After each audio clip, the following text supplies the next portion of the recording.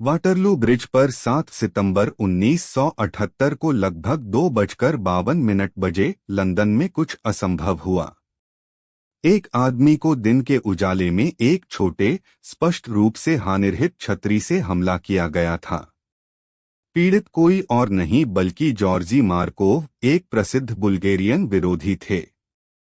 गवाहों ने दृश्य को भयानक बताया, जिसमें लोग हर दिशा में भाग रहे थे। जब भीड़ ने समझा कि कुछ गड़बड़ हो गया है, तो पैनिक फैल गया। वायुमंडल में फूलों की खुशबू भरी थी, जब गर्मी की धूप ने वाटरलू ब्रिज पर खड़े भीड़ पर एक सुनहरा प्रकाश डाला। जॉर्जी मार्कोव, एक 40 के दशक का आदमी जिसका चेहरा कठोर था और उसकी आंखें तेज थीं, वाटरलू ब्रिज पर खड़े थे जब दुर्घटना हुई। एक छोटी सुंदर छतरी उनके पास खड़ी थी, एक स्पष्ट रूप से निर्दोष वस्तु जो उनके जीवन को हमेशा के लिए बदल देगी। पुल, जिसे ऊंचे इमारतों और भीड़ भरे सड़कों से घिरा हुआ था, इस गर्मी के दिन एक गतिविधि का केंद्र था। कोई भी इसे नहीं देख पाया, यह अचानक और तेज कार्रवाई जो उसके पीछे एक प्रकार का आतंक छोड़ देगी। जॉर्जी मार्कोव, जिसने पश्चिम में भागने के लिए भारतीय प्रजातंत्र से पलायन किया था, एक प्रसिद्ध विरोधी था। उनकी तेज चतुराई और तीखी सांत्वना ने उन्हें घरवालों के कई दुश्मन बना दिया था। उनके हमलावर का पता नहीं चल पाया, हालांकि कुछ लोगों का मानना है कि यह एक बुल्गेरियन एजेंट था, जिसे मार्कोव को एक बार और साइलेंसी करने के लिए भेजा गया था। अन्य लोगों का मानना है कि यह एक अकेला शिकारी था, जो बदला लेने की इच्छा से प्रेरित था। गवाहों ने एक फीकी क्लिकिंग ध्वनि सुनी, जिसके बाद एक अजीब दर्दनाक चीख मार्कोव से आई। मैंने एक आदमी को छतरी से हमला करते देखा और फिर मैंने उसे जमीन पर पड़ते देखा, एक गवाह ने कहा। वह जमीन पर था और लोग चिल्ला रहे थे। दूसरे गवाह ने दृश्य को अभूतपूर्व भयानकता बताया। छतरी वाले आदमी ने हालांकि हवा में गायब हो गया, छोड़कर एक ट्रेल ऑफ कंफ्यूजन और आतंक। आपातकालीन सेवाओं को बुलाया गया और कुछ मिनटों में पैरामेडिक्स और पुलिस ने दृश्य पर पहुंचे। मार्कोव को अस्पताल ले जाया गया, जहां डॉक्टरों ने उसकी जान बचाने का प्रयास किया। उन्होंने गंभीर पैर की दर्द का अनुभव किया, लेकिन जल्द ही यह स्पष्ट हो गया कि नुकसान बहुत अधिक था। छोटा और लगभग दृष्टिगोचर होने वाला गोली मार्कोव के पैर में फंस गया था, एक घातक विष जो अंततः मृत्यु का कारण बनेगा। अब आइए इस कहानी की शुरुआत को फिर से देखें। जॉर्जी मार्कोव एक बुल्गेरियन विरोधी लेखक थे, जिन्होंने अपनी तीखी सांत्वना और तेज चतुराई के लिए जाने जाते थे। उन्होंने 1969 में पश्चिम में भागने के लिए पलायन किया था और तब से लंदन में रह रहे थे। मार्कोव ने बीबीसी और अन्य पश्चिमी मीडिया आउटलेट्स के लिए लिखा और प्रसारित किया, जिनके माध्यम से उन्होंने भारतीय प्रजातंत्र के खिलाफ अपनी आवाज उठाई। लेकिन उनके शब्दों ने ध्यान नहीं दिया और जल्द ही उन्होंने अपनी स्वतंत्रता के लिए भुगतना होगा। जॉर्जी इवानोव मार्कोव, एक 49 वर्षीय बुल्गेरियाई विरोधी लेखक, 1 मार्च 1929 को क्न्याजेवो, एक सोफिया के पड़ोस में पैदा हुआ था। जॉर्जी ने बुल्गेरिया में एक अपेक्षाकृत सामान्य जीवन जिया, जो बाद में उसके जीवन पर गहरा प्रभाव डालने वाले कम्युनिस्ट शासन के बीच घिरा हुआ था। वह अपने बचपन को लोगों के गणराज्य के बुल्गेरिया में बिताया, स्थानीय स्कूल और गिम्नासियम में पढ़ा। जैसे ही वह बड़ा हुआ, जॉर्जी ने लेखन के प्रति एक जुनून विकसित किया, जो आने वाले वर्षों में उसका करियर बन गया। उसने उपन्यास, स्क्रीनप्ले और नाटक लिखे, जिससे वह बुल्गेरियाई साहित्यिक दुनिया में अपनी पहचान बनाई।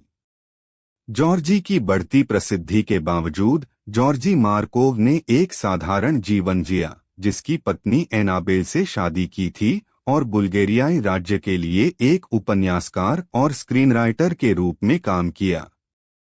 वह जाना जाता था कि वह एक चतुर और आकर्षक व्यक्ति था जो आसपास के लोगों को हंसा सकता था। जॉर्जी का काम उसके परिवार के लिए प्रदान किया और वह एक समर्पित पति और पिता था। वह अक्सर अपने लेखन के माध्यम से कम्युनिस्ट शासन का मजाक उड़ाता था, जिससे उसे एक संवेदनशील स्थिति में ला दिया। परिणामस्वरूप जॉर्जी ने अपने लिखे हुए और उसके साथ जुड़े लोगों के बारे में अधिक सावधानी से सोचा। जॉर्जी की बुल्गारिया सोवियत शासन के प्रति तिरस्कारपूर्ण आलोचना ने उसे पश्चिम में एक लोकप्रिय व्यक्ति बना दिया। वह एक साहसी विरोधी के रूप में देखा जाता था जो एक शोषक सरकार के खिलाफ बोलता था। उसकी चतुर लेखन शैली ने उसे पढ़ने वालों के लिए प्रासंगिक और सहानुभूतिपूर्ण बना दिया।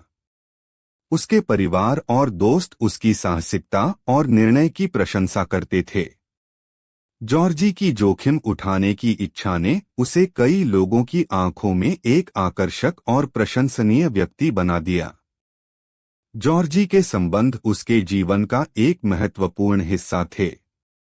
उसने अपनी पत्नी एनाबेल पर भरोसा किया, जो उसके संघर्षों के दौरान उसकी रॉक थी। वह बीबीसी में अपने सहयोगियों के साथ भी करीबी संबंध रखता था, जहां वह एक ब्रॉडकास्टर के रूप में काम करता था। जॉर्जी के बीबीसी से संपर्क ने उसे एक व्यापक दर्शकों के साथ अपने लेखन और विचारों को साझा करने का मंच प्रदान किया। उसने एक नेटवर्क बनाया जो उसे समर्थन और उसके काम की प्रशंसा करते थे, लेकिन वह नहीं जानता था कि कुछ इन संबंधों को उसकी जिंदगी के लिए एक खतरा बना देगा। जॉर्जी के साथ होने वाले घटनाक्रम के महीने विशेष रूप से तनावपूर्ण थे। उसने बुल्गारियाई शासन के प्रति गंभीर आलोचनात्मक लेख लिखे थे और उसका विरोधी के रूप में उसकी प्रतिष्ठा बढ़ रही थी। बुल्गारियाई सीक्रेट सर्विस ने उसके लेखन का ध्यान दिया और उस पर एक करीबी निगरानी रखनी शुरू कर दी। जॉर्जी को पता था कि वह जोखिम उठा रहा है, लेकिन वह पीछे हटने से इनकार कर दिया।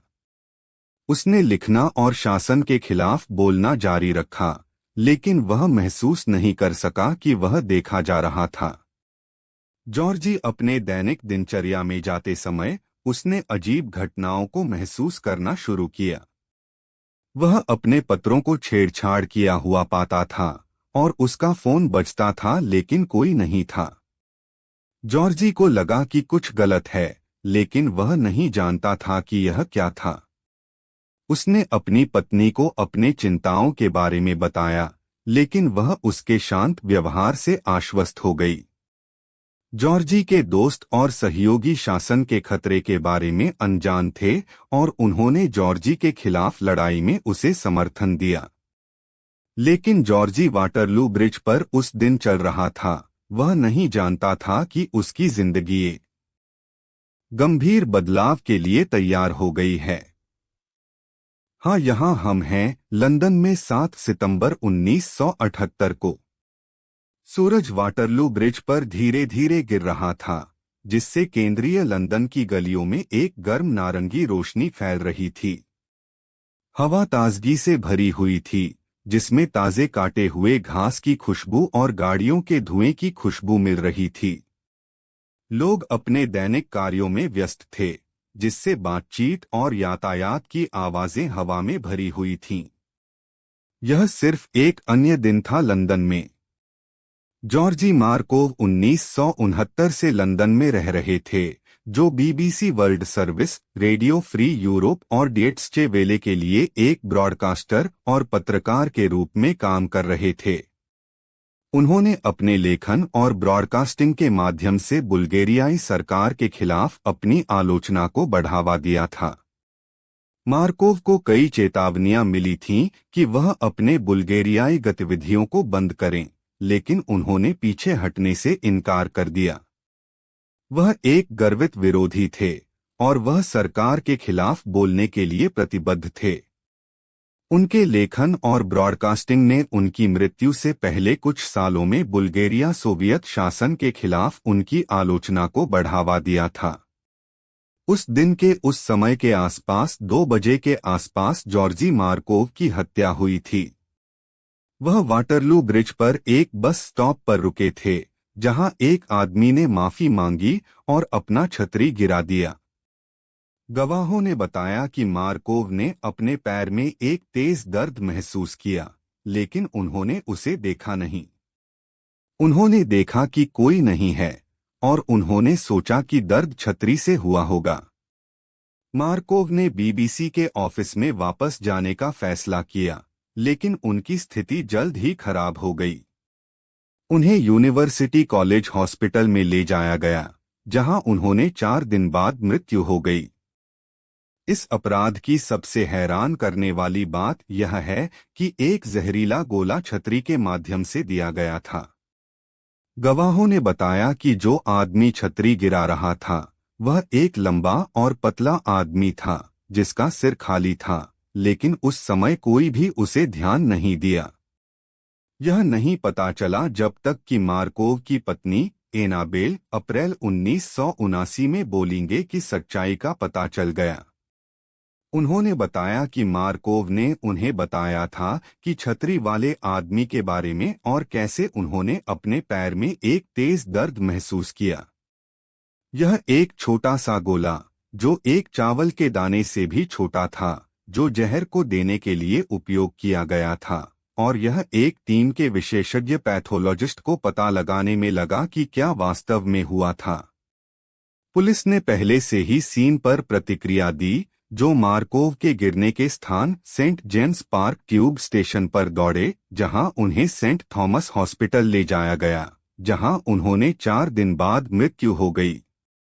प्रारंभिक जांच में देखे गए आदमी के प्रयोग की छाया पर ध्यान केंद्रित किया गया था, जो कुछ समय के लिए पूछताछ के लिए गिरफ्तार किया गया था। हालांकि बाद में उन्हें आरोपों के बिना रिहा कर दिया गया क्योंकि सबूतों की कमी।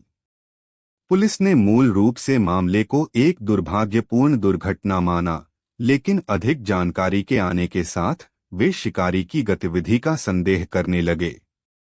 मामले को बदलने वाली मुख्य सबूत थी एक छोटी गोली जो मार्कोव के पैर में फंस गई थी, जो बाद में एक रेसिनटिप्ड छाया के टिप के रूप में निर्धारित की गई थी।